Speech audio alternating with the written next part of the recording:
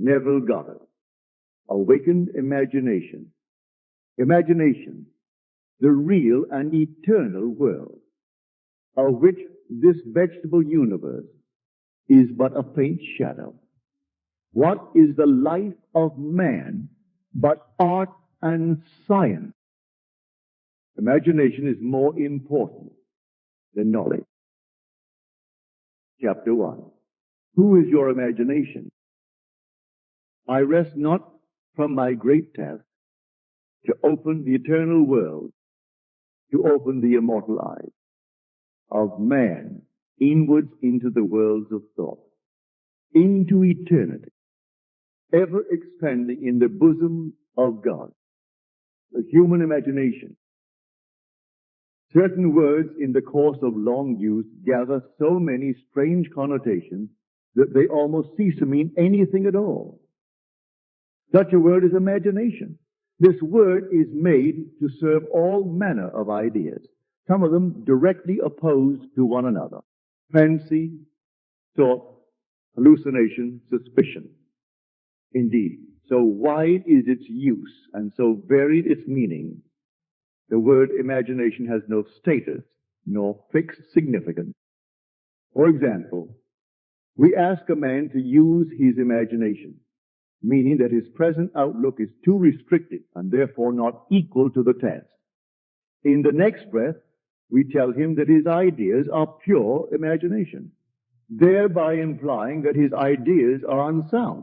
We speak of a jealous or suspicious person as a victim of his own imagination, meaning that his thoughts are untrue. A minute later, we pay a man the highest tribute by describing him as a man of imagination. Thus, the word imagination has no definite meaning. Even the dictionary gives us no help. It defines imagination as 1, the picturing power or act of the mind, the constructive or creative principle. 2, a phantasm. 3, an irrational notion or belief. 4, planning, plotting or scheming as involving mental construction. I identify the central figure of the gospel with human imagination, the power which makes the forgiveness of sins, the achievement of our goals, inevitable. All things were made by him, and without him was not anything made that was made. There is only one thing in the world, imagination, and all our deformations of it. He is despised and rejected of men, a man of sorrows and acquainted with grief. Imagination is the very gateway of reality. Man, said Blake, is either the ark of God or a phantom of the earth and of the water. Naturally, he is only a natural organ, subject to sense. The eternal body of man is the imagination. That is God himself, the divine body, Jesus. We are his members. I know of no greater and truer definition of the imagination than that of Blake. By imagination, we have the power to be anything we desire to be. Through imagination, we disarm and transform the violence of the world. Our most intimate as well as our most casual relationships become imaginative as we awaken to the mystery hid from the ages that Christ in us is our imagination.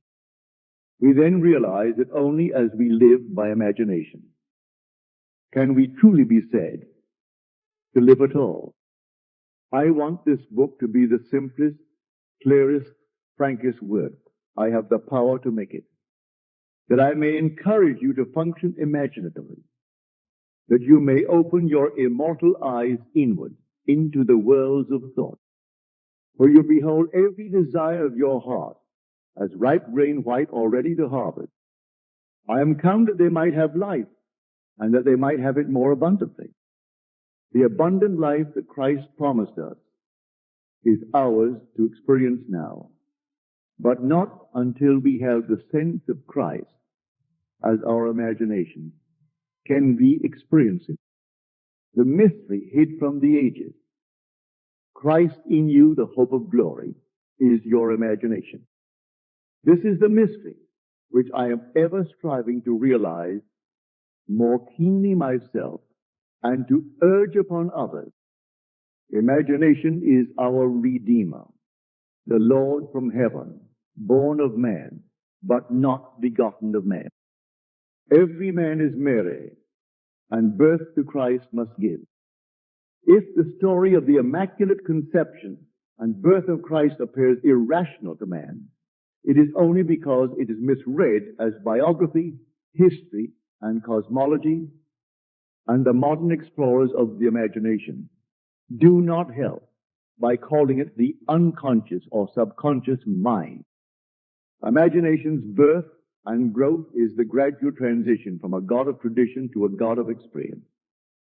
If the birth of Christ in man seems slow, it is only because man is unwilling to let go the comfortable but false anchorage of tradition.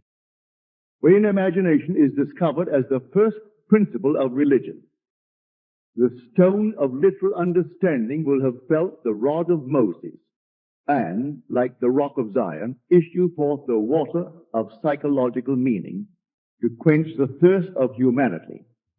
And all who take the proffered cup and live a life according to this truth will transform the water of psychological meaning into the wine of forgiveness. Then, like the Good Samaritan, they will pour it on the wounds of all. The Son of God is not to be found in history, nor in any external form. He can only be found as the imagination of him in whom his presence becomes manifest.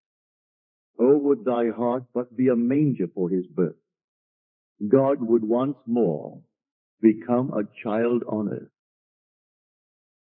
Man is the garden in which this only begotten Son of God sleeps. He awakens this Son by lifting his imagination up to heaven and clothing men in godlike stature. We must go on imagining better than the best we know. Man, in the moment of his awakening to the imaginative life, must meet the test of sonship. Father, reveal thy Son in me. And it pleased God to reveal his Son in me. The supreme test of sonship is the forgiveness of sin. The test of your imagination is Christ Jesus, the Son of God, is your ability to forgive sin. Sin means missing one's mark in life, falling short of one's ideal, failing to achieve one's aim. Forgiveness means identification of man with his ideal or aim in life. This is the work of awakened imagination, the supreme work, for it tests man's ability to enter into and partake of the nature of his opposite. Let the weak man say, I am strong. Reasonably, this is impossible. Only awakened imagination can enter into and partake of the nature of its opposite. This conception of Christ Jesus as human imagination raises these fundamental questions. Is imagination a power sufficient not merely to enable me to assume that I am strong, but is it also of itself capable of executing the idea? Suppose that I desire to be in some other place or situation. Could I, by imagining myself into such a state and place, bring about their physical realization? Suppose I could not afford the journey, and suppose my present social and financial status suppose the idea that I want to realize. Would imagination be sufficient of itself to incarnate these desires? Does imagination comprehend reason? By reason, I mean deductions from the observations of the senses. Does it recognize the external world of facts? In the practical way of everyday life is imagination a complete guide to behavior. Suppose I am capable of acting with continuous imagination. That is, suppose I am capable of sustaining the feeling of my wish fulfilled. Will my assumption harden into fact? And If it does harden into fact, shall I in reflection find that my actions through the period of incubation have been reasonable? Is my imagination of power sufficient, not merely to assume the feeling of the wish fulfilled, but is it also of itself capable of incarnating the idea? After assuming that I am already what I want to be, must I continually guide myself by reasonable ideas and actions in order to bring about the fulfillment of my assumption? Experience has convinced me that an assumption, though false, if persisted in, will harden into fact. That continuous imagination is sufficient for all things, and all my reasonable plans and actions will never make up for my lack of continuous imagination. Is it not true that the teachings of the Gospels can only be received in terms of faith, and that the Son of God is constantly looking for signs of faith in people? That is, faith in their own imagination is not the promise. Believe that ye receive, and ye shall receive. The same as imagine that you are, and you shall be. Was it not an imaginary state in which Moses endured, as seeing him who is invisible? Was it not by the power of his own imagination that he endured? Truth depends upon the intensity of the imagination, not upon external facts. Facts are the fruit-bearing witness of the use of the imagination. Man becomes what he imagines. He has a self-determined history. Imagination is the way, the truth, the life revealed. We cannot get hold of truth with the logical mind. Where the natural man of sense sees a bud, imagination sees a rose full blown. Truth cannot be encompassed by fact. As we awaken to the imaginative life, we discover that to imagine a thing is to make it so, that a true judgment need not conform to the external reality to which it relates. The imaginative man does not deny the reality of the sensuous outer world of becoming, but he knows that it is the inner world of continuous imagination that is the force by which the sensuous outer world becoming is brought to pass. He sees the outer world and all its happenings as projections of the inner world of imagination. To him, everything is a manifestation of the mental activity which goes on in man's imagination without the sensuous, reasonable man being aware of it. What he realizes that every man must become conscious of this inner activity and see the relationship between the inner causal world of imagination and the sensuous outer world of affect. It is a marvelous thing to find that you can imagine yourself into the state of your fulfilled desire and escape from the jails which ignorance built. The real man is a magnificent imagination. It is this self that must be awakened. Awake thou that sleepest, and arise from the dead, and Christ shall give thee life. The moment man discovers that his imagination is Christ, he accomplishes acts which on this level can only be called miraculous. But until man has the sense of Christ as his imagination, you did not choose me, I have chosen you. He will see everything in pure objectivity without any subjective relationship, not realizing that all that he encounters is part of himself. He rebels at the thought that he has chosen the conditions of his life, that they are related by affinity to his own mental activity. Man must firmly come to believe that reality lies within him and not without. Although others have bodies, a life of their own, their reality is rooted in you, ends in you, as yours ends in God. Chapter 2. sealed instructions. The first power that meets us at the threshold of the soul's domain is the power of imagination. I was first made conscious of the power, nature, and redemptive function of imagination through the teachings of my friend Abdullah. And through subsequent experiences, I learned that Jesus was a symbol of the coming of imagination to man, that the test of his birth in man was the individual's ability to forgive sin. That is, his ability to identify himself or another with his aim in life.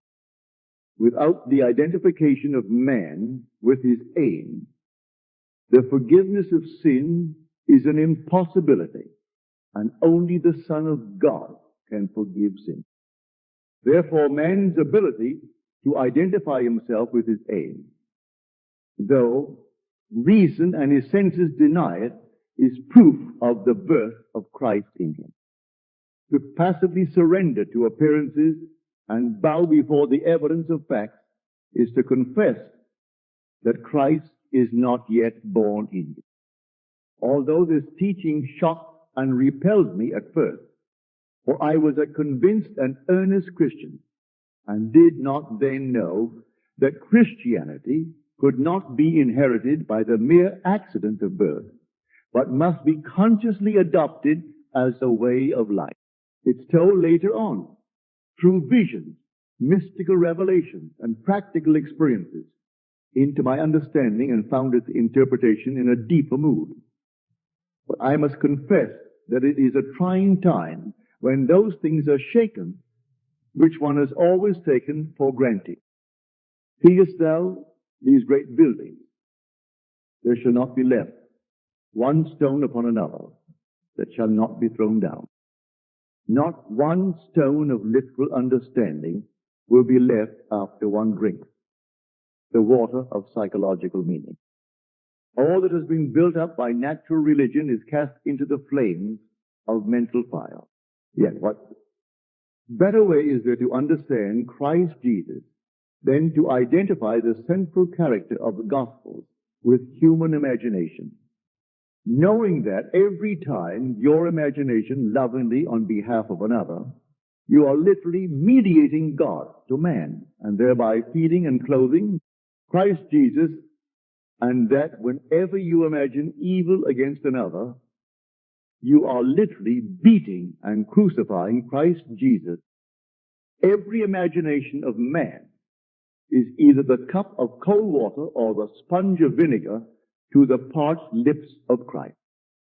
Let none of you imagine evil in your hearts against his neighbor, warned the prophet Zechariah. When man heeds this advice, he will awake from the imposed sleep of Adam into the full consciousness of the Son of God. He is in the world, and the world is made by him, and the world knows him not. Human imagination. I ask myself many times, if my imagination is Christ Jesus, and all things are possible to Christ Jesus, are all things possible to me? Through experience, I have come to know that when I identify myself with my aim in life, then Christ is awake in me. Christ is sufficient for all things.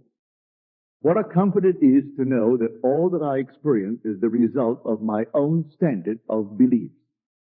That I am the center of my own web of circumstances, and that as I change, so must my outer world.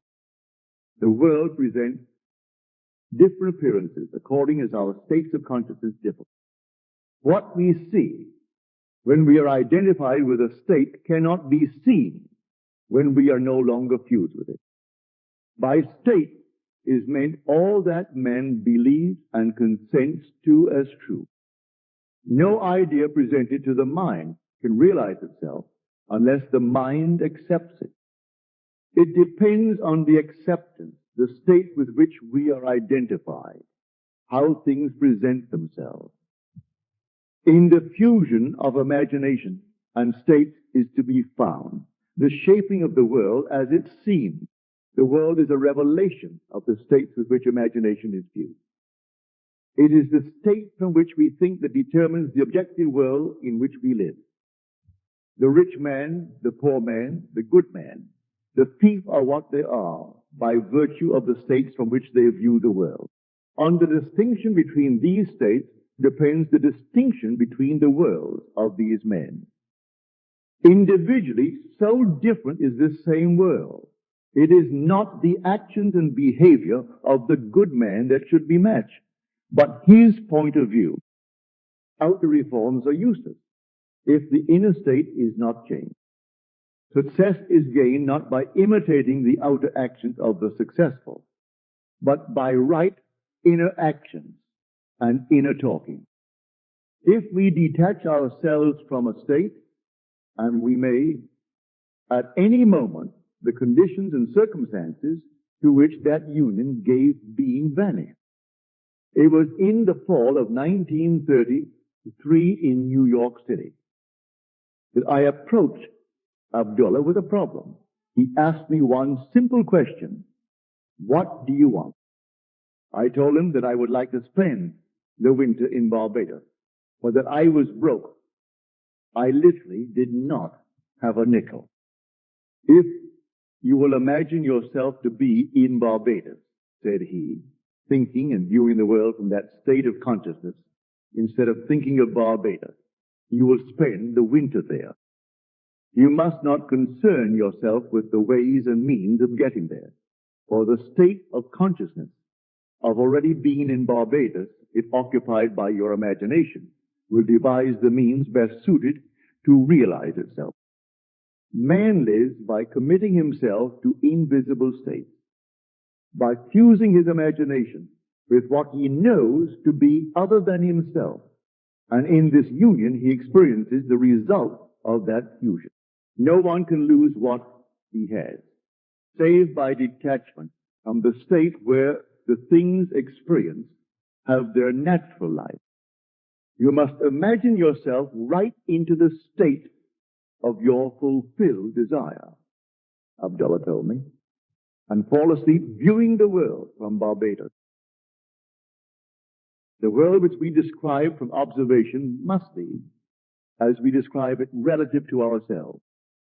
Our imagination connects us with the state desired, but we must use imagination masterfully, not as an onlooker thinking of the end, but as a partaker thinking from the end. We must actually be there in imagination. If we do this, our subjective experience will be realized objectively. This is not mere fancy, said he, but a truth you can prove by experience. His appeal to enter into the wish fulfilled was the secret of thinking from the end. Every state is already there as mere possibility as long as you think of it, but is overpoweringly real when you think from it. Thinking from the end is the way of Christ. I began right there and then, fixing my thoughts beyond the limits of sense, beyond that aspect to which my present state gave me, towards the feeling of already being in Barbados and viewing the world from that standpoint. He emphasized the importance of the state from which man views the world as he falls asleep. All prophets claim that the voice of God is chiefly heard by man in dreams. In a dream, in a vision of the night, when deep sleep falls upon men in slumbering upon the bed. Then he openeth the ears of men and sealeth their instruction. That night, and for several nights thereafter, I fell asleep in the assumption that I was in my father's house in Barbados. Within a month, I received a letter from my brother saying that he had a strong desire to have the family together at Christmas and asking me to use the enclosed steamship ticket for Barbados. I sailed 2 days after I received my brother's letter and spent a wonderful winter in Barbados. This experience has convinced me that man can be anything he pleases if he will make the conception habitual and think from the end. It has also shown me that I can no longer excuse myself by placing the blame on the world of external things, that my good and my evil have no dependency except from myself, that it depends on the state from which I view the world, how things present themselves. Man, who is free in his choice, acts from conceptions which he freely, though not always wisely, chooses. All conceivable states are awaiting our choice and occupancy, but no amount of rationalizing will of itself yield us the state of consciousness which is the only thing worth having. The imaginative image is the only thing to seek. The ultimate purpose of imagination is to create in us the Spirit of Jesus, which is continual forgiveness of sin, continual identification of man with his ideal. Only by identifying ourselves with our aim can we forgive ourselves for having missed it. All else is labor in vain. On this path, to whatever place or state we convey our imagination, to that place or state we will gravitate physically also. In my Father's house are many mansions. If it were not so, I would have told you. I go to prepare a place for you. And if I go and prepare a place for you, I will come again and receive you unto myself, that where I am, there ye may be also. By sleeping in my Father's house in my imagination, as though I slept there in the flesh, I fused my imagination with that state and was compelled to experience that state in the flesh also. So vivid was this state to me. I could have been seen in my Father's house had any sense of it. Entered a room where in imagination I was sleeping. A man can be seen where in imagination he is, for a man must be where his imagination is, for his imagination is himself. This I know from experience, for I have been seen by a few to whom I desire to be seen, when physically I was hundreds of miles away. I, by the intensity of my imagination and feeling, imagining and feeling myself to be in Barbados, instead of merely thinking of Barbados, had spanned the vast Atlantic to influence my brother into desiring my presence to complete the family circle at Christmas. Thinking from the end, from the feeling of my wish fulfilled, was the source of everything that happened as outer cause, such as my brother's impulse to send me a steamship ticket. And it was also the cause of everything that appeared as result. In ideas of good and evil, William Butler Yeats, having described a few experiences similar to this experience of mine, writes, if all who have described events like this have not dreamed, we should rewrite our history, for all men certainly, all imaginative men, must be forever casting forth enchantments, glamour, illusions, and all men, especially tranquil men who have no powerful egotistic life, must be continually passing under their power. Determined imagination, thinking from the end, is the beginning of all miracles. I would like to give you an immense belief in miracles, but a miracle is only the name given by those who have no knowledge of the power and function of imagination through the works of imagination. Imagining oneself into the feeling of the wish fulfilled is the means by which a new state is entered. This gives the state the quality of isness. Hermes tells us that which is manifested. That which has been or shall be is unmanifested, but not dead. For so, the eternal activity of God animates all things. The future must become the present in the imagination of the one who would wisely and consciously create circumstances. We must translate vision into being, thinking of into thinking from. Imagination must center itself in some state and view the world from that state. Thinking from the end is an intense perception of the world of fulfilled desire. Thinking from the state desired is creative living. Ignorance of this ability to think from the end is bondage. It is the root of all bondage with which man is bound.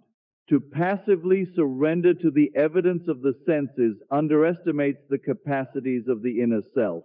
Once man accepts thinking from the end as a creative principle in which he can cooperate, then he is redeemed from the absurdity of ever attempting to achieve his objective by merely thinking of it.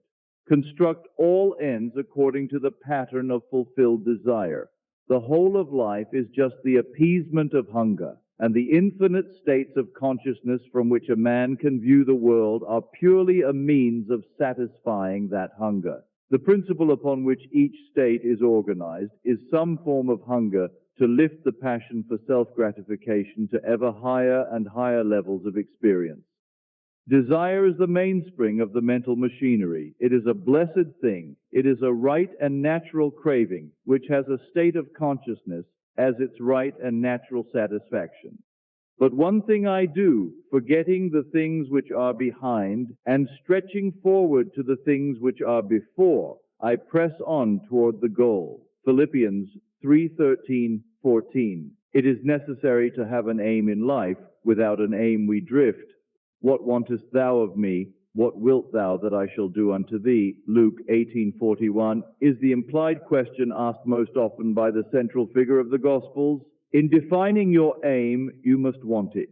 As the hart panteth after the water brooks, so panteth my soul after thee, O God. Psalms 42, verse 1. It is lack of this passionate direction to life that makes man fail of accomplishment.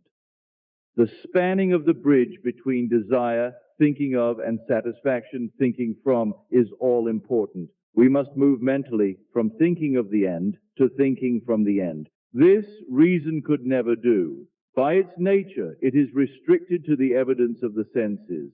But imagination, having no such limitation, can. Desire exists to be gratified in the activity of imagination.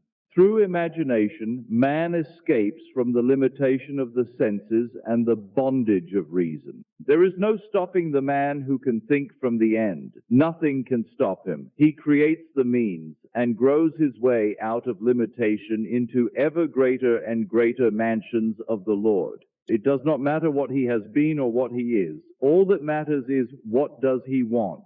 He knows that the world is a manifestation of the mental activity which goes on within himself. So he strives to determine and control the ends from which he thinks.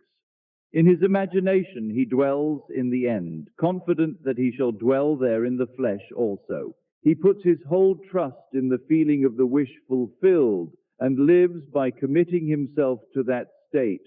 For the art of fortune is to tempt him so to do. Like the man at the pool of Bethesda, he is ready for the moving of the waters of imagination, knowing that every desire is ripe grain to him who knows how to think from the end. He is indifferent to mere reasonable probability and confident that through continuous imagination his assumptions will harden into fact. But how to persuade men everywhere that thinking from the end is the only living, how to foster it in every activity of man, how to reveal it as the plenitude of life and not the compensation of the disappointed, that is the problem. Life is a controllable thing. You can experience what you please once you realize that you are his son, and that you are what you are by virtue of the state of consciousness from which you think and view the world. Son, thou art ever with me, and all that I have is thine. Luke 15:31. Chapter 3. Highways of the inner world. And the children struggled within her. And the Lord said unto her, 2 nations are in thy womb, and 2 manner of people shall be separated from thy bowels.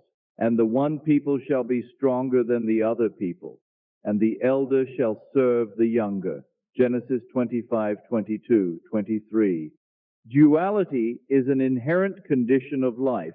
Everything that exists is double. Man is a dual creature with contrary principles embedded in his nature. They war within him and present attitudes to life which are antagonistic. This conflict is the eternal enterprise, the war in heaven, the never-ending struggle of the younger or inner man of imagination to assert his supremacy over the elder or outer man of sense. The first shall be last, and the last shall be first. Matthew 19:30. He it is who coming after me is preferred before me. John 1:27. The second man is the Lord from heaven. 1 Corinthians 15:47. Man begins to awake to the imaginative life the moment he feels the presence of another being in himself. In your limbs lie nations twain, rival races from their birth. One the mastery shall gain, the younger or the elder reign. There are two distinct centers of thought or outlooks on the world possessed by every man. The Bible speaks of these two outlooks as natural and spiritual. The natural man receiveth not the things of the Spirit of God, for they are foolishness unto him, neither can he know them, because they are spiritually discerned. 1 Corinthians 2:14. Man's inner body is as real in the world of subjective experience as his outer physical body is real in the world of external realities. But the inner body expresses a more fundamental part of reality. This existing inner body of man must be consciously exercised and directed. The inner world of thought and feeling to which the inner body is attuned has its real structure and exists in its own higher space. There are two kinds of movement, one that is according to the inner body and another that is according to the outer body. The movement which is according to the inner body is causal, but the outer movement is under compulsion. The inner movement determines the outer, which is joined to it, bringing into the outer a movement that is similar to the actions of the inner body. Inner movement is the force by which all events are brought to pass. Outer movement is subject to the compulsion applied to it by the movement of the inner body. Whenever the actions of the inner body match the actions which the outer must take to appease desire, that desire will be realized. Construct mentally a drama which implies that your desire is realized and make it one which involves movement of self. Immobilize your outer physical self. Act precisely as though you were going to take a nap and start the predetermined action in imagination. A vivid representation of the action is the beginning of that action. Then, as you are falling asleep, consciously imagine yourself into the scene. The length of the sleep is not important. A short nap is sufficient, but carrying the action into sleep thickens fancy into fact. At first, your thoughts may be like rambling sheep that have no shepherd. Don't despair. Should your attention stray 70 times 7, bring it back 70 times 7 to its predetermined course, until from sheer exhaustion it follows the appointed path. The inner journey must never be without direction. When you take to the inner road, it is to do what you did mentally before you started. You go for the prize you have already seen and accepted. In The Road to Xanadu, Professor John Livingston Lowes says, "But I have long had the feeling, which this study had matured to a conviction, that fancy and imagination are not two powers at all, but one. The valid distinction which exists between them lies not in the materials with which they operate, but in the degree of intensity of the operant power itself. Working at high tension, the imaginative energy assimilates and transmutes. Keyed low, the same energy aggregates and yokes together those images, which at its highest pitch it merges indissolubly into one. Fancy assembles, imagination fuses." Here is a practical application of this theory. A year ago, a blind girl living in the city of San Francisco found herself confronted with a transportation problem. A rerouting of buses forced her to make 3 transfers between her home and her office. This lengthened her trip from 15 minutes to 2 hours and 15 minutes. She thought seriously about this problem and came to the decision that a car was the solution. She knew that she could not drive a car, but felt that she could be driven in one. Putting this theory to the test, that Whenever the actions of the inner self correspond to the actions which the outer physical self must take to appease desire, that desire will be realized, she said to herself. I will sit here and imagine that I am being driven to my office. Sitting in her living room, she began to imagine herself seated in a car. She felt the rhythm of the motor. She imagined that she smelled the odor of gasoline, felt the motion of the car, touched the sleeve of the driver, and felt that the driver was a man. She felt the car stop, and turning to her companion said, "Thank you very much, sir." To which he replied, "The pleasure is all mine." Then she stepped from the car and heard the door snap shut as she closed it. She told me that she centered her imagination on being in a car and, although blind, viewed the city from her imaginary ride. She did not think of the ride. She thought from the ride and all that it implied. This controlled and subjectively directed purposive ride raised her imagination to its full potency. She kept her purpose ever before her, knowing there was cohesion in purposive inner movement. In these mental journeys, an emotional continuity must be sustained. The emotion of fulfilled desire. Expectancy and desire were so intensely joined that they passed at once from a mental state into a physical act. The inner self moves along the predetermined course best when the emotions collaborate. The inner self must be fired, and it is best fired by the thought of great deeds and personal gain. We must take pleasure in our actions.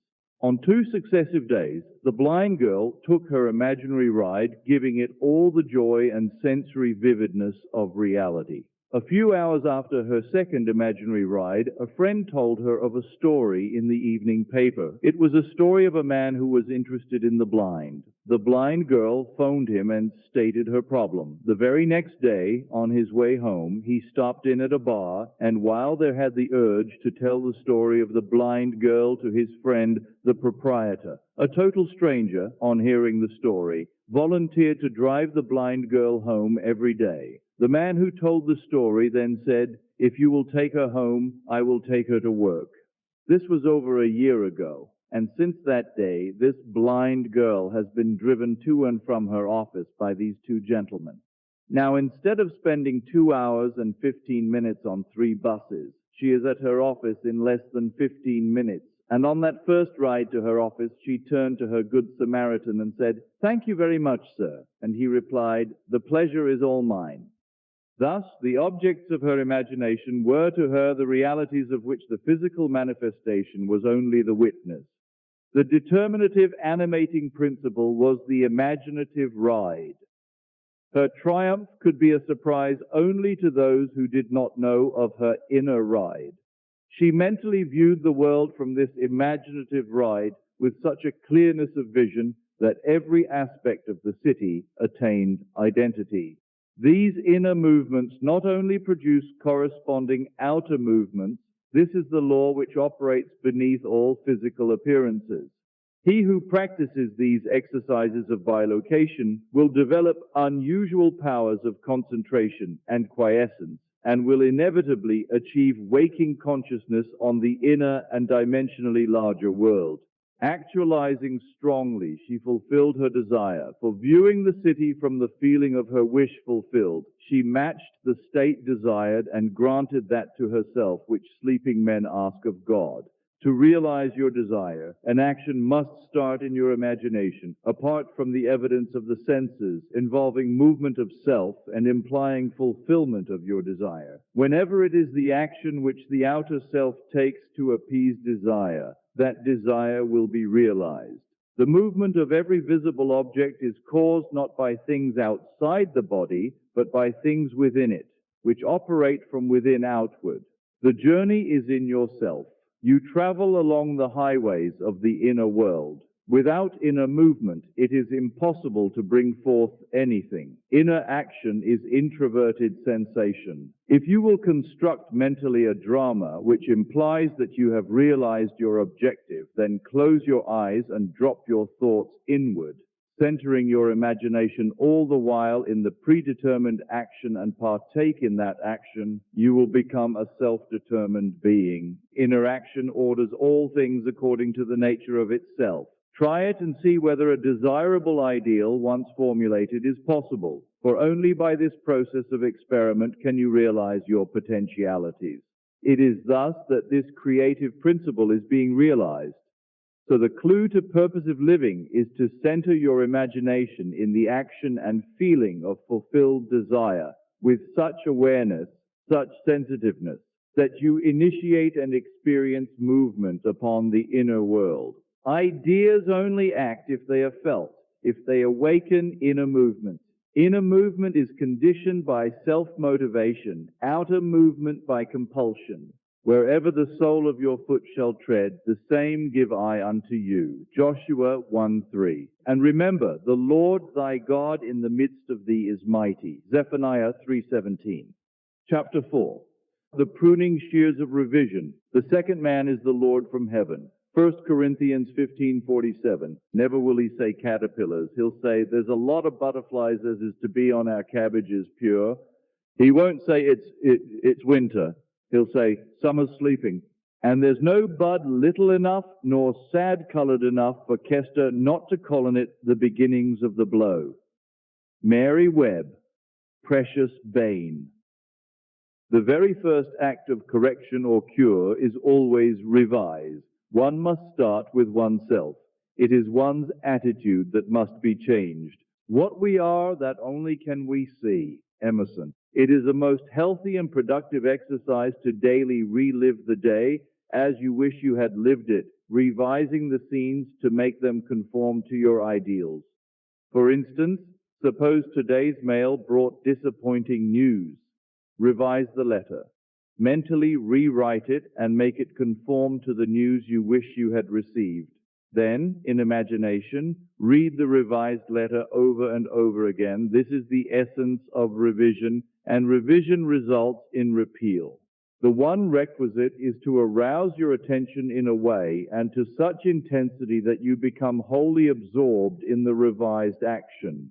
You will experience an expansion and refinement of the senses by this imaginative exercise and eventually achieve vision. But always remember that the ultimate purpose of this exercise is to create in you the Spirit of Jesus, which is continual forgiveness of sin. Revision is of greatest importance when the motive is to change oneself, when there is a sincere desire to be something different, when the longing is to awaken the ideal active spirit of forgiveness.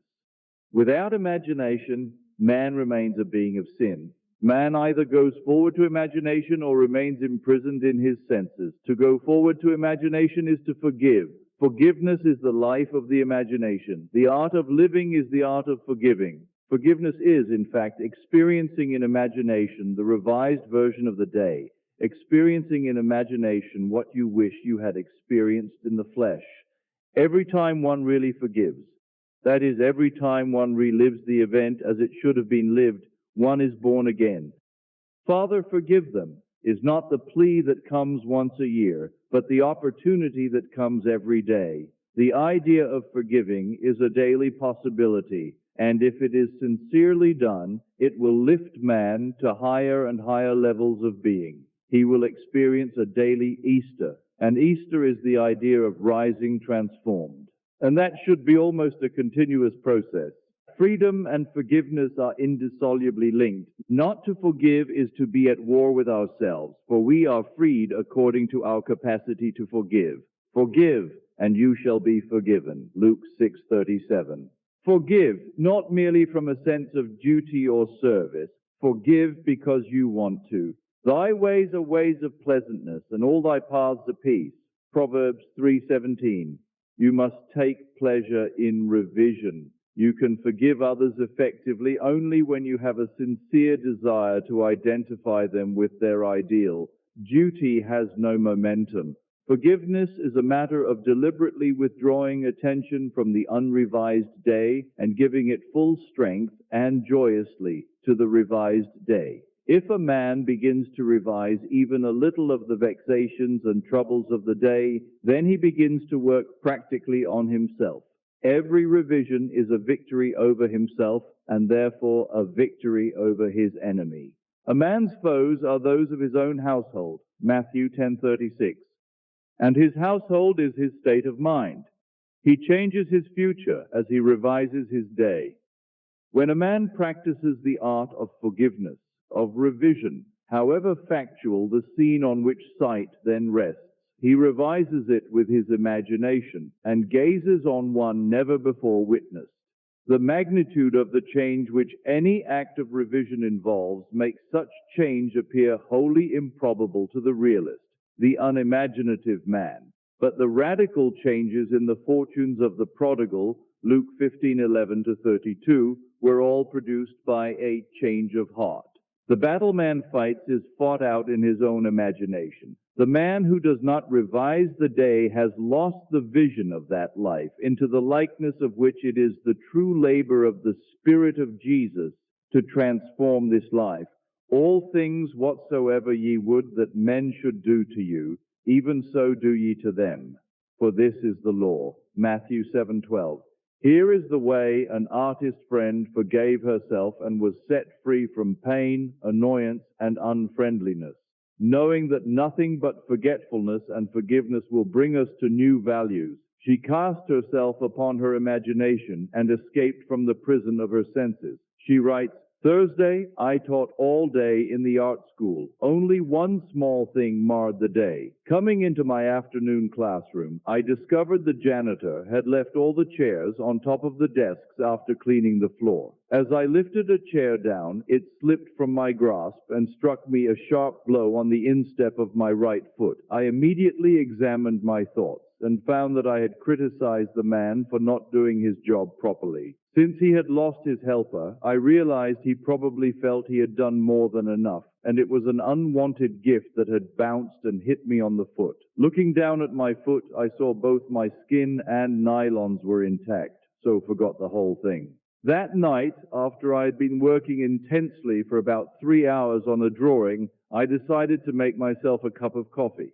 To my utter amazement, I couldn't manage my right foot at all, and it was giving out great bumps of pain. I hopped over to a chair and took off my slipper to look at it. The entire foot was a strange purplish pink, swollen out of shape and red hot. I tried walking on it and found that it just flapped. I had no control over it whatsoever. It looked like one of two things. Either I had cracked a bone when I dropped the chair on it, or something could be dislocated. No use speculating what it is. Better get rid of it right away. So I became quiet, all ready to melt myself into light. To my complete bewilderment, my imagination refused to cooperate. It just said, no. This sort of thing often happens when I'm painting. I just started to argue, why not? It just kept saying no. Finally, I gave up and said, you know I am in pain. I am trying hard not to be frightened, but you are the boss. What do you want to do? The answer, go to bed and review the day's events. So I said, all right, but let me tell you, if my foot isn't perfect by tomorrow morning, you have only yourself to blame. After arranging the bedclothes so they didn't touch my foot, I started to review the day. It was slow going as I had difficulty keeping my attention away from my foot. I went through the whole day, saw nothing to add to the chair incident. But when I reached the early evening, I found myself coming face to face with a man who for the past year has made a point of not speaking. The first time this happened, I thought he had grown deaf. I had known him since school days, but we had never done more than say hello and comment on the weather. Mutual friends assured me I had done nothing, that he had said he never liked me, and finally decided it was not worthwhile speaking. I had said hi. He hadn't answered. I found that I thought, poor guy, what a horrid state to be in. I shall do something about this ridiculous state of affairs. So, in my imagination, I stopped right there and redid the scene. I said hi, he answered hi and smiled. I now thought, good old Ed. I ran the scene over a couple of times and went on to the next incident and finished up the day. Now what? Do we do my foot or the concert? I had been melting and wrapping up a wonderful present of courage and success for a friend who was to make her debut the following day, and I had been looking forward to giving it to her tonight. My imagination sounded a little bit solemn as it said, "Let us do the concert. It will be more fun." But first, couldn't we just take my perfectly good imagination foot out of this physical one before we start? I pleaded. By all means. That done, I had a lovely time at the concert, and my friend got a tremendous ovation. By now, I was very, very sleepy and fell asleep doing my project. The next morning, as I was putting on my slipper, I suddenly had a quick memory picture of withdrawing a discolored and swollen foot from the same slipper. I took my foot out and looked at it. It was perfectly normal in every respect. There was a tiny pink spot on the instep where I remembered I had hit it with the chair. What a vivid dream that was, I thought, and dressed. While waiting for my coffee, I wandered over to my drafting table and saw that all my brushes were lying helter-skelter and unwashed. Whatever possessed you to leave your brushes like that? Don't you remember? It was because of your foot. So it hadn't been a dream after all, but a beautiful healing. She had won by the art of revision what she would never have won by force. In heaven, the only art of living is forgetting and forgiving, especially to the female. Blake, we should take our life not as it appears to be, but from the vision of this artist, from the vision of the world made perfect that is buried under all minds. Buried and waiting for us to revise the day. We are led to believe a lie when we see with, not through the eye. Blake, a revision of the day, and what she held to be so stubbornly real was no longer so to her, and, like a dream, had quietly faded away. You can revise the day to please yourself, and by experiencing in imagination the revised speech and actions not only modify the trend of your life story, but turn all its discords into harmonies. The one who discovers the secret of revision cannot do otherwise than let himself be guided by love. Your effectiveness will increase with practice. Revision is the way by which right can find its appropriate might. Resist not evil, Matthew 5:39. For all passionate conflicts result in an interchange of characteristics. To him that knoweth to do good and doeth it not, to him it is sin. James 4:17. To know the truth, you must live the truth, and to live the truth, your inner actions must match the actions of your fulfilled desire. Expectancy and desire must become one. Your outer world is only actualized in a movement. Through ignorance of the law of revision, those who take to warfare are perpetually defeated. Only concepts that idealize depict the truth. Your ideal of man is his truest self. It is because I firmly believe that whatever is most profoundly imaginative is, in reality, most directly practical that I ask you to live imaginatively and to think into, and to personally appropriate the transcendent saying. Christ in you, the hope of glory. Colossians 1:27. Don't blame, only resolve. It is not man and the earth at their loveliest, but you practicing the art of revision make paradise. The evidence of this truth can lie only in your own experience of it. Try revising the day. It is to the pruning shears of revision that we owe our prime fruit. Chapter 5, The Coin of Heaven. Does a firm persuasion that a thing is so make it so? And the prophet replied, all poets believe that it does. And in ages of imagination, this firm persuasion removed mountains, but many are not capable of a firm persuasion of anything. Blake, Marriage of Heaven and Hell. Let every man be fully persuaded in his own mind. Romans 14:5. Persuasion is an inner effort of intense attention. To listen attentively as though you heard is to evoke, to activate. By listening, you can hear what you want to hear and persuade those beyond the range of the outer ear. Speak it inwardly in your imagination only. Make your inner conversation match your fulfilled desire. What you desire to hear without, you must hear within. Embrace the without within, and become one who hears only that which implies the fulfillment of his desire. And all the external happenings in the world will become a bridge leading to the objective realization of your desire. Your inner speech is perpetually written all around you in happenings. Learn to relate these happenings to your inner speech, and you will become self-taught. By inner speech is meant those mental conversations which you carry on with yourself. They may be inaudible when you are awake because of the noise and distractions of the outer world of becoming, but they are quite audible in deep meditation and dream. But whether they be audible or inaudible, you are their author and fashion your world in their likeness. There is a God in heaven, and heaven is within you, that revealeth secrets, and maketh known to the king Nebuchadnezzar what shall be in the latter days. Thy dream and the visions of thy head upon thy bed are these, Daniel 2:28. Inner speech from premises of fulfilled desire is the way to create an intelligible world for yourself. Observe your inner speech, for it is the cause of future action. Inner speech reveals the state of consciousness from which you view the world. Make your inner speech match your fulfilled desire, for your inner speech is manifested all around you in happenings. If any man offend not in word, the same is a perfect man, and able also to bridle the whole body. Behold, we put bits in the horses' mouths, that they may obey us, and we turn about their whole body.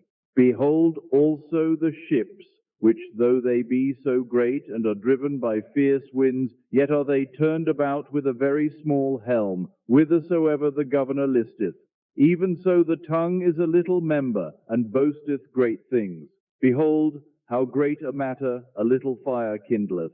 James 3:2-5. The whole manifested world goes to show us what use we have made of the word, inner speech. An uncritical observation of our inner talking will reveal to us the ideas from which we view the world. Inner talking mirrors our imagination, and our imagination mirrors the state with which it is fused. If the state with which we are fused is the cause of the phenomenon of our life, then we are relieved of the burden of wondering what to do, for we have no alternative but to identify ourselves with our aim. And inasmuch as the state with which we are identified mirrors itself in our inner speech, then to change the state with which we are fused, we must first change our inner talking. It is our inner conversations which make tomorrow's facts. Put off the former conversation, the old man, which is corrupt, and be renewed in the spirit of your mind. Put on the new man, which is created in righteousness. Ephesians 4:22-24. Our minds, like our stomachs, are whetted by change of food. Quintilian. Stop all of the old mechanical negative inner talking and start a new positive and constructive inner speech from premises of fulfilled desire. Inner talking is the beginning, the sowing of the seeds of future action. To determine the action, you must consciously initiate and control your inner talking. Construct a sentence which implies the fulfillment of your aim, such as, I have a large, steady, dependable income, consistent with integrity and mutual benefit. Or, I am happily married. I am wanted. I am contributing to the good of the world. And repeat such a sentence over and over until you are inwardly affected by it. Our inner speech represents in various ways the world we live in. In the beginning was the Word, John 1:1. That which ye sow ye reap. See yonder fields, the sesamum was sesamum, the corn was corn, the silence and the darkness knew. So is a man's fate born, the light of Asia, Edwin Arnold. Ends run true to origins. Those that go searching for love only make manifest their own lovelessness. And the loveless never find love, only the loving find love, and they never have to seek for it. D.H. Lawrence. Man attracts what he is. The art of life is to sustain the feeling of the wish fulfilled and let things come to you, not to go after them or think they flee away. Observe your inner talking and remember your aim. Do they match? Does your inner talking match what you would say audibly had you achieved your goal? The individual's inner speech and actions attract the conditions of his life.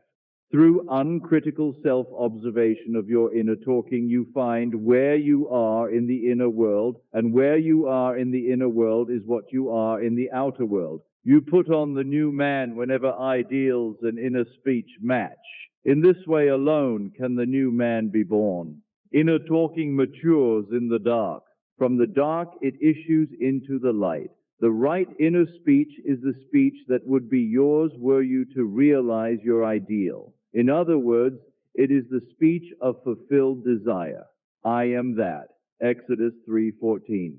There are two gifts which God has bestowed upon man alone, and on no other mortal creature. These two are mind and speech, and the gift of mind and speech is equivalent to that of immortality. If a man uses these two gifts rightly, he will differ in nothing from the immortals.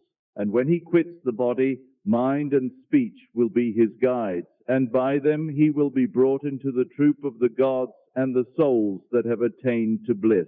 Hermetica, Walter Scott's translation. The circumstances and conditions of life are outpictured inner talking, solidified sound. Inner speech calls events into existence. In every event is the creative sound that is its life and being. All that a man believes and consents to as true reveals itself in his inner speech. It is his word, his life. Try to notice what you are saying in yourself at this moment, to what thoughts and feelings you are consenting. They will be perfectly woven into your tapestry of life. To change your life, you must change your inner talking, for life, said Hermes, is the union of word and mind.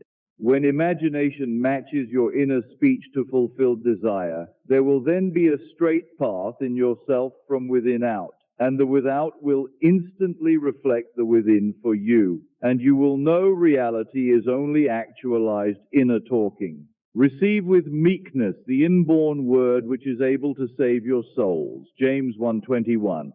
Every stage of man's progress is made by the conscious exercise of his imagination, matching his inner speech to his fulfilled desire. Because man does not perfectly match them, the results are uncertain, while they might be perfectly certain. Persistent assumption of the wish fulfilled is the means of fulfilling the intention. As we control our inner talking, matching it to our fulfilled desires, we can lay aside all other processes. Then we simply act by clear imagination and intention. We imagine the wish fulfilled and carry on mental conversations from that premise. Through controlled inner talking from premises of fulfilled desire, seeming miracles are performed. The future becomes the present and reveals itself in our inner speech. To be held by the inner speech of fulfilled desire is to be safely anchored in life. Our lives may seem to be broken by events, but they are never broken so long as we retain the inner speech of fulfilled desire. All happiness depends on the active voluntary use of imagination to construct and inwardly affirm that we are what we want to be. We match ourselves to our ideals by constantly remembering our aim and identifying ourselves with it. We fuse with our aims by frequently occupying the feeling of our wish fulfilled. It is the frequency, the habitual occupancy, that is the secret of success. The oftener we do it, the more natural it is. Fancy assembles. Continuous imagination fuses. It is possible to resolve every situation by the proper use of imagination. Our task is to get the right sentence, the one which implies that our desire is realized, and fire the imagination with it. All this is intimately connected with the mystery of the still small voice. Inner talking reveals the activities of imagination, activities which are the causes of the circumstances of life. As a rule, man is totally unaware of his inner talking and therefore sees himself not as the cause, but the victim of circumstance. To consciously create circumstance, man must consciously direct his inner speech, matching the still small voice to his fulfilled desires. He calls things not seen as though they were. Romans 4:17. Right inner speech is essential. It is the greatest of the arts. It is the way out of limitation into freedom. Ignorance of this art has made the world a battlefield and penitentiary where blood and sweat alone are expected, when it should be a place of marveling and wondering. Right inner talking is the first step to becoming what you want to be. Speech is an image of mind, and mind is an image of God. Hermetica, Scott translation. On the morning of April 12, 1953, my wife was awakened by the sound of a great voice of authority speaking within her and saying, "You must stop spending your thoughts, time, and money. Everything in life must be an investment. To spend is to waste, to squander, to lay out without return. To invest is to lay out for a purpose from which a profit is expected." This revelation of my wife is about the importance of the moment. It is about the transformation of the moment. What we desire does not lie in the future, but in ourselves at this very moment. At any moment in our lives, we are faced with an infinite choice, what we are and what we want to be. And what we want to be is already existent, but to realize it, we must match our inner speech and actions to it. If two of you shall agree on earth as touching anything that they shall ask, it shall be done for them of my Father, which is in heaven. Matthew 18:19. It is only what is done now that counts. The present moment does not recede into the past. It advances into the future to confront us, spent or invested. Thought is the coin of heaven. Money is its earthly symbol. Every moment must be invested, and our inner talking reveals whether we are spending or investing. Be more interested in what you are inwardly saying now than what you have said by choosing wisely what you think and what you feel now. Any time we feel misunderstood, misused, neglected, suspicious, afraid, we are spending our thoughts and wasting our time. Whenever we assume the feeling of being what we want to be, we are investing it. We cannot abandon the moment to negative inner talking and expect to retain command of life. Before us go the results of all that seemingly is behind. Not gone is the last moment, but oncoming. My word shall not return unto me void, but it shall accomplish that which I please, and it shall prosper in the thing whereto I sent it. Isaiah 55:11. The circumstances of life are the muffled utterances of the inner talking that made them, the Word made visible. The Word, said Hermes, is Son, and the mind is Father of the Word. They are not separate one from the other, for life is the union of Word and mind. He willed us forth from himself by the word of truth. James 1:18. Let us be imitators of God as dear children. Ephesians 5:1. And use our inner speech wisely to mold an outer world in harmony with our ideal. The Lord spake by me, and his word was in my tongue. 2 Samuel 23:2. The mouth of God is the mind of man. Feed God only the best. Whatsoever things are of good report, think on these things. Philippians 4:8. The present moment is always precisely right for an investment, to inwardly speak the right word. The word is very near to you, in your mouth and in your heart, that you may do it. See, I have set before you this day life and good, death and evil, blessings and cursings. Choose life. Deuteronomy 30:14, 15, 19. You choose life and good and blessings by being that which you choose. Like is known to like alone. Make your inner speech bless and give good reports. Man's ignorance of the future is the result of his ignorance of his inner talking. His inner talking mirrors his imagination, and his imagination is a government in which the opposition never comes into power. If the reader asks, what if the inner speech remains subjective and is unable to find an object for its love? The answer is, it will not remain subjective, for the very simple reason that inner speech is always objectifying itself. What frustrates and festers and becomes the disease that afflicts humanity is man's ignorance of the art of matching inner words to fulfilled desire. Inner speech mirrors imagination, and imagination is Christ. Alter your inner speech, and your perceptual world changes. Whenever inner speech and desire are in conflict, inner speech invariably wins.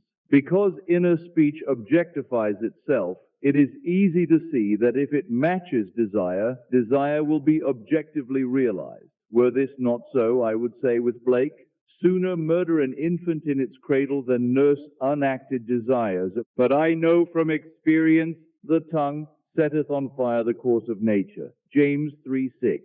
Chapter 6. It is within. Rivers, mountains, cities, villages, all are human, and when you enter into their bosoms you walk. In heavens and earths as in your own bosom you bear your heaven, and earth and all you behold. Though it appears without, it is within, in your imagination, of which this world of mortality is but a shadow. Blake, Jerusalem. The inner world was as real to Blake as the outer land of waking life. He looked upon his dreams and visions as the realities of the forms of nature. Blake reduced everything to the bedrock of his own consciousness. The kingdom of heaven is within you. Luke 17:21. The real man, the imaginative man, has invested the outer world with all of its properties. The apparent reality of the outer world, which is so hard to dissolve, is only proof of the absolute reality of the inner world of his own imagination. No man can come to me except the Father which hath sent me draw him. I and my Father are one. John 6:44, 10:30. The world which is described from observation is a manifestation of the mental activity of the observer. When man discovers that his world is his own mental activity made visible, that no man can come unto him except he draws him, and that there is no one to change but himself, his own imaginative self, his first impulse is to reshape the world in the image of his ideal. But his ideal is not so easily incarnated. In that moment when he ceases to conform to external discipline, he must impose upon himself a far more rigorous discipline, the self-discipline upon which the realization of his ideal depends.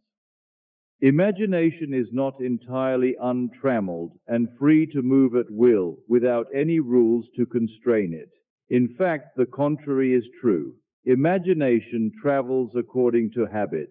Imagination has choice, but it chooses according to habit.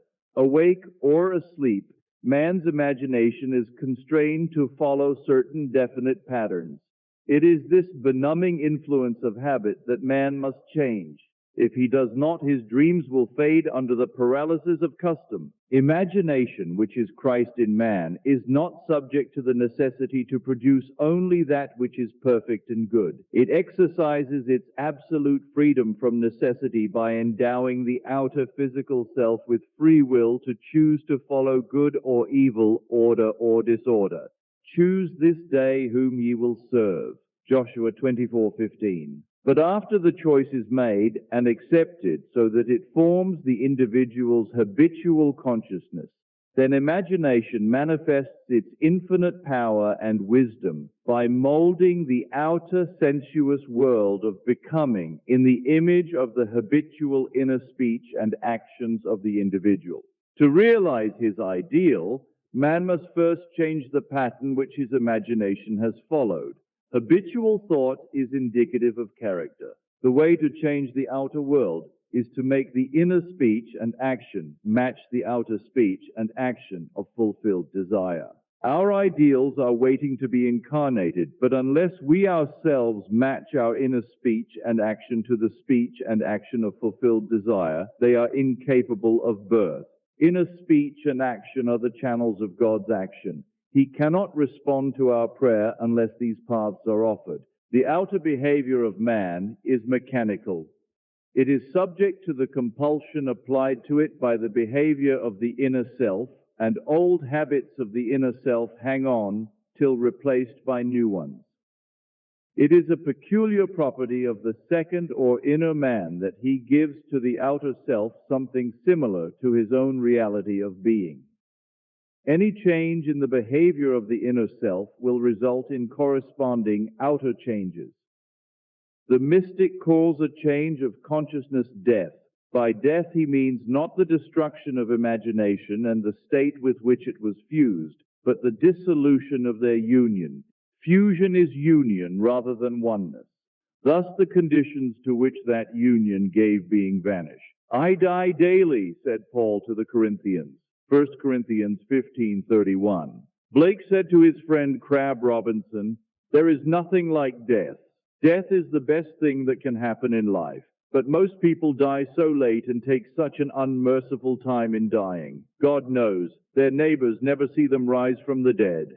To the outer man of sense, who knows nothing of the inner man of being, this is sheer nonsense. But Blake made the above quite clear when he wrote in the year before he died. William Blake, one who is very much delighted with being in good company, born 28 November 1757 in London, and has died several times since. When man has the sense of Christ as his imagination, he sees why Christ must die and rise again from the dead to save man, why he must detach his imagination from his present state and match it to a higher concept of himself, if he would rise above his present limitations and thereby save himself. Here is a lovely story of a mystical death which was witnessed by a neighbor. Last week, writes the one who rose from the dead, a friend offered me her home in the mountains for the Christmas holidays as she thought she might go east. She said that she would let me know this week.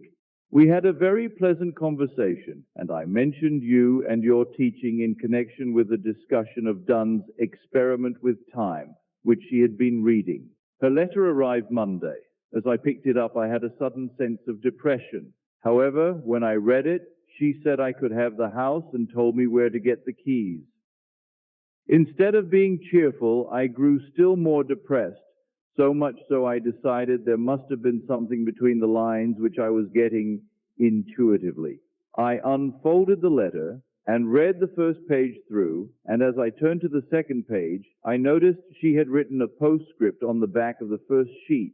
It consisted of an extremely blunt and heavy-handed description of an unlovely trait in my character which I had struggled for years to overcome, and for the past 2 years I thought I had succeeded. Yet here it was again, described with clinical exactitude. I was stunned and desolated. I thought to myself, what is this letter trying to tell me? In the first place, she invited me to use her house, as I have been seeing myself in some lovely home during the holidays. In the second place, nothing comes to me except I draw it. And thirdly, I have been hearing nothing but good news. So the obvious conclusion is that something in me corresponds to this letter, and no matter what it looks like, it is good news. I reread the letter, and as I did so, I asked, what is there here for me to see? And then I saw. It started out, after our conversation of last week, I feel I can tell you. And the rest of the page was as studded with wheres and whaises as currants in a seed cake. A great feeling of elation swept over me. It was all in the past. The thing I had labored so long to correct was done. I suddenly realized that my friend was a witness to my resurrection. I whirled around the studio chanting, "It's all in the past, it is done. Thank you, it is done." I gathered all my gratitude up in a big ball of light and shot it straight to you. And if you saw a flash of lightning Monday evening shortly after 6 your time, that was it. Now, instead of writing a polite letter because it is the correct thing to do, I can write giving sincere thanks for her frankness and thanking her for the loan of her house. Thank you so much for your teaching, which has made my beloved imagination truly my Savior.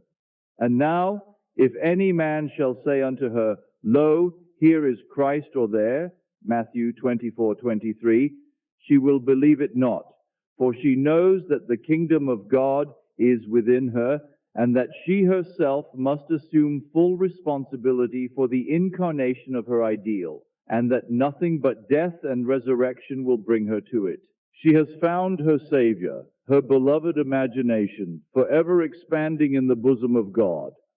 There is only one reality, and that is Christ, human imagination, the inheritance and final achievement of the whole of humanity, that we, speaking the truth in love, may grow up into him in all things, which is the head, even Christ. Ephesians 4:14-15. Chapter 7. Creation is finished. I am the beginning and the end. There is nothing to come that has not been and is. Ecclesiastes 3:15 ERV. Blake saw all possible human situations as already made states. He saw every aspect, every plot and drama as already worked out as mere possibilities as long as we are not in them, but as overpowering realities when we are in them. He described these states as sculptures of losses halls. Distinguish, therefore, states from individuals in those states. States change, but individual identities never change nor cease. The imagination is not a state, said Blake. It is the human existence itself. Affection or love becomes a state when divided from imagination. Just how important this is to remember is almost impossible to say, but the moment the individual realizes this for the first time is the most momentous in his life. And to be encouraged to feel this is the highest form of encouragement it is possible to give. This truth is common to all men, but the consciousness of it, and much more, the self-consciousness of it, is another matter. The day I realized this great truth, that everything in my world is a manifestation of the mental activity which goes on within me, and that the conditions and circumstances of my life only reflect the state of consciousness with which I am fused, is the most momentous in my life. But the experience that brought me to this certainty is so remote from ordinary existence, I have long hesitated to tell it, for my reason refused to admit the conclusions to which the experience impelled me. Nevertheless, this experience revealed to me that I am supreme within the circle of my own state of consciousness, and that it is the state with which I am identified that determines what I experience. Therefore, it should be shared with all, for to know this is to become free from the world's greatest tyranny, the belief in a second cause. Blessed are the pure in heart, for they shall see God. Matthew 5:8.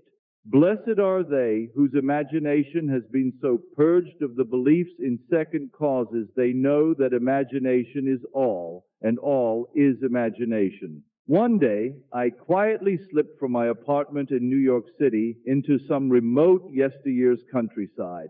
As I entered the dining room of a large inn, I became fully conscious. I knew that my physical body was immobilized on my bed back in New York. Yet here I was, as awake and as conscious as I have ever been. I intuitively knew that if I could stop the activity of my mind, everything before me would freeze. No sooner was the thought born than the urge to try it possessed me. I felt my head tighten, then thicken to a stillness. My attention concentrated into a crystal clear focus, and the waitress walking walked not. And I looked through the window, and the leaves falling fell not. And the family of 4 eating ate not. And they lifting the food lifted it not. Then my attention relaxed, the tightness eased, and of a sudden all moved onward in their course.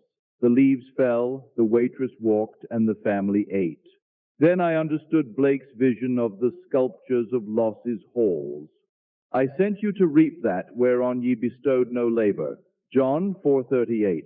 Creation is finished. I am the beginning and the end. There is nothing to come that has not been and is. Ecclesiastes 3:15 ERV. The world of creation is finished and its original is within us. We saw it before we set forth and have since been trying to remember it and to activate sections of it. There are infinite views of it. Our task is to get the right view and by determined direction of our attention, make it pass in procession before the inner eye. If we assemble the right sequence and experience it in imagination until it has the tone of reality, then we consciously create circumstances. This inner procession is the activity of imagination that must be consciously directed. We, by a series of mental transformations, become aware of increasing portions of that which already is. And by matching our own mental activity to that portion of creation which we desire to experience, we activate it, resurrect it, and give it life. This experience of mind not only shows the world as a manifestation of the mental activity of the individual observer, but it also reveals our course of time as jumps of attention between eternal moments. An infinite abyss separates any two moments of ours. We, by the movements of our attention, give life to the sculptures of Los's halls. Think of the world as containing an infinite number of states of consciousness from which it could be viewed. Think of these states as rooms or mansions in the house of God, John 14:2, and like the rooms of any house, they are fixed relative to one another. But think of yourself, the real self, the imaginative you, as the living, moving occupant of God's house. Each room contains some of Los's sculptures, with infinite plots and dramas and situations already worked out but not activated. They are activated as soon as human imagination enters and fuses with them. Each represents certain mental and emotional activities. To enter a state, man must consent to the ideas and feelings which it represents. These states represent an infinite number of possible mental transformations which man can experience. To move into another state or mansion necessitates a change of beliefs. All that you could ever desire is already present and only waits to be matched by your beliefs. But it must be matched, for that is the necessary condition by which alone it can be activated and objectified. Matching the beliefs of a state is the seeking that finds, the knocking to which it is opened, the asking that receives. Matthew 7:8, Luke 11:10. Go in and possess the land. Exodus 6:4-8. The moment man matches the beliefs of any state, he fuses with it, and this union results in the activation and projection of its plots, plans, dramas, and situations. It becomes the individual's home from which he views the world. It is his workshop, and if he is observant, he will see outer reality shaping itself upon the model of his imagination. It is for this purpose of training us in image making that we were made subject to the limitations of the senses and clothed in bodies of flesh. It is the awakening of the imagination, the returning of his Son, that our Father waits for. The creature was made subject to vanity, not willingly, but by reason of him who subjected it. Romans 8:20. But the victory of the Son, the return of the prodigal, assures us that the creature shall be delivered from the bondage of corruption into the glorious liberty of the sons, children of God. Romans 8:21. We were subjected to this biological experience because no one can know of imagination who has not been subjected to the vanities and limitations of the flesh, who has not taken his share of sonship and gone prodigal, who has not experimented and tasted this cup of experience, and confusion will continue until man awakes and a fundamentally imaginative view of life has been reestablished and acknowledged as basic. I should preach the unsearchable riches of Christ and make all men see what is the fellowship of the mystery, which from the beginning of the world has been hid in God, who created all things by Jesus Christ. Ephesians 3:8-9. Bear in mind that Christ in you is your imagination, as the appearance of our world is determined by the particular state with which we are fused. So may we determine our fate as individuals by fusing our imaginations with ideals we seek to realize. On the distinction between our states of consciousness depends the distinction between the circumstances and conditions of our lives. Man who is free in his choice of state often cries out to be saved from the state of his choice. And ye shall cry out in that day, because of your king which ye shall have chosen you. And the Lord will not hear you in that day. Nevertheless, the people refused to obey the voice of Samuel, and they said, Nay, but we will have a king over us. 1 Samuel 8:18-19. Choose wisely the state that you will serve. All states are lifeless until imagination fuses with them. All things, when they are admitted, are made manifest by the light. For everything that is made manifest is light. Ephesians 5:13. And ye are the light of the world. Matthew 5:14. By which those ideas to which you have consented are made manifest. Hold fast to your ideal. Nothing can take it from you but your imagination. Don't think of your ideal, think from it. It is only the ideals from which you think that are ever realized. Man lives not by bread alone, but by every word that proceeds out of the mouth of God. Matthew 4:4. And the mouth of God is the mind of man. Become a drinker and an eater of the ideals you wish to realize. Have a set, definite aim, or your mind will wander. And wandering it eats every negative suggestion. If you live right mentally, everything else will be right. By a change of mental diet, you can alter the course of observed events. But unless there is a change of mental diet, your personal history remains the same. You illuminate or darken your life by the ideas to which you consent. Nothing is more important to you than the ideas on which you feed. And you feed on the ideas from which you think. If you find the world unchanged, it is a sure sign that you are wanting in fidelity to the new mental diet, which you neglect in order to condemn your environment. You are in need of a new and sustained attitude. You can be anything you please if you will make the conception habitual, for any idea which excludes all others from the field of attention discharges inaction. The ideas and moods to which you constantly return define the state with which you are fused. Therefore, train yourself to occupy more frequently the feeling of your wish fulfilled. This is creative magic. It is the way to work toward fusion with the desired state. If you would assume the feeling of your wish fulfilled more frequently, you would be master of your fate. But unfortunately, you shut out your assumption for all but the occasional hour.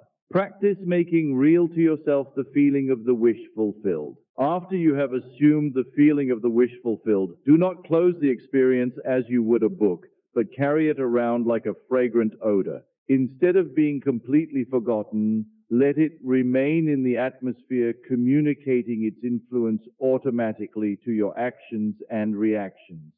A mood, often repeated, gains a momentum that is hard to break or check. So be careful of the feelings you entertain. Habitual moods reveal the state with which you are fused. It is always possible to pass from thinking of the end you desire to realize to thinking from the end.